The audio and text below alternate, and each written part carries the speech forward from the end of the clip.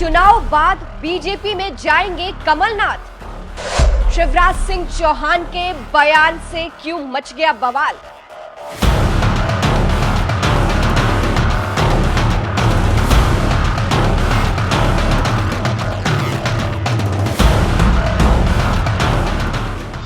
नमस्कार, मैं हूं आपके साथ सृष्टि श्रीवास्तव। मध्य प्रदेश में विधानसभा चुनाव के बाद एक बड़ी खबर चलने लगती है। खबर ये कि क्या मध्य प्रदेश के पूर्व मुख्यमंत्री और कांग्रेस के दिग्गज नेता कमलनाथ बीजेपी में शामिल होंगे। फिर कुछ तस्वीरें आती है सीएम मोहन यादव के साथ कमलनाथ की मुलाकात की, लेकिन उसके बाद फिर इन खबरों पर रोक लग जाती है।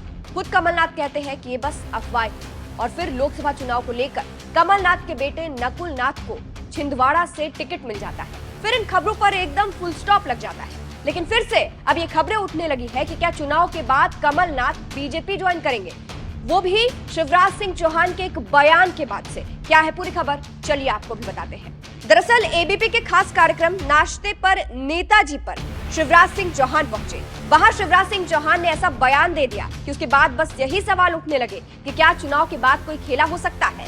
शिवराज सिंह चौहान एबीपी न्यूज से बात करते हुए कहते हैं, हमने कोई प्रयास नहीं किया, इतना जरूर है कि ये बात तेजी से फैली। कमलनाथ कांग्रेस छोड़ बीजेपी में आना चाहते हैं, तैयारी भी हो गई, चारों तरफ हवा फैल गई, लेकिन पता नहीं बाद में क्या हुआ। लेकिन इससे कमलनाथ की विश्वसनीयता पूरी तरह खत्म हो गई। अब तो कांग्रेस भी उन पर भरोसा नहीं करती।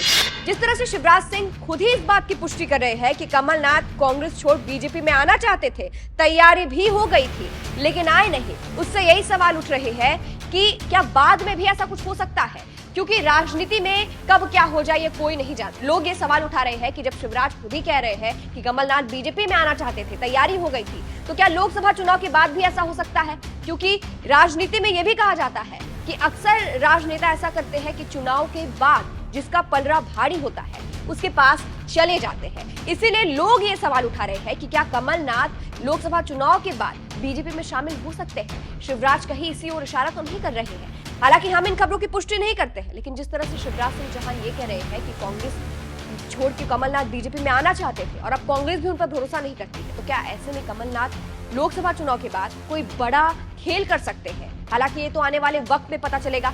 इसके अलावा शिवराज ने क्या कहा ये भी आपको बता देते हैं। जैसा मैंने कहा, बीजेपी देश की सेवा का एक आंदोलन और अभियान है। अगर कोई उसमें शामिल होना चाहता है तो उसका स्वागत है। हम ऐसा कैसे कर सकते हैं कि आज जितने लोग बीजेपी में हैं उतने ही रहेंगे, बाकी कोई बीजेपी में नहीं आएगा। तो इस तरह से शिवराज ने कहीं ना कहीं कमलनाथ की ओर इशारा भी किया है कि कमलनाथ आना चाहे तो वो आगे आ भी सकते हैं। यही कारण है कि अब कह रहे हैं लोग कि क्या कमलनाथ कोई खेला कर सकते हैं। फिलहाल आपको क्या लगता है, क्या कमलनाथ लोकसभा चुनाव के बाद कोई खेला कर सकते हैं? कमेंट करके अपनी राय जरूर बताइएगा। अंत में आपको सुनाते हैं कि इससे पहले शिवराज ने कांग्रेस पर कैसे हमला बोला था और निशाना साधा था, सुनिए। कांग्रेस और कांग्रेस के नेता बार बार ये रट लगा रहे हैं कि लोकतंत्र खतरे में है, संविधान खतरे में है। खतरे में लोकतंत्र नहीं है, संविधान सुरक्षित हाथों में है। खतरे में अगर कोई है तो कांग्रेस है, कांग्रेस खतरे में है। कांग्रेस गर्त में जा रही है। ये बार बार बात करते हैं, जेल भेज रहे हैं। आज मैं सवाल पूछना चाहता हूं, कांग्रेस को जवाब देना पड़ेगा। मेरी उम्र थी 17 साल,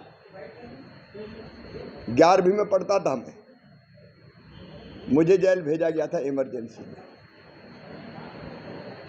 स्वर्गीय इंदिरा जी थी तब प्रधानमंत्री। संविधान को तार तार किसने किया था? लोकतंत्र का गला किसने घोटा था? केवल नेताओं को नहीं, मासूम बच्चों को जेल में किसने भेजा था?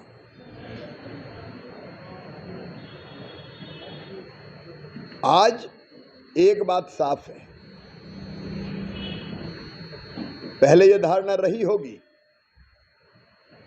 कि नेता कोई कितना बड़ा भी अपराध कर दे, भ्रष्टाचार कितना ही कर ले, उसके खिलाफ कोई कार्रवाई नहीं होगी।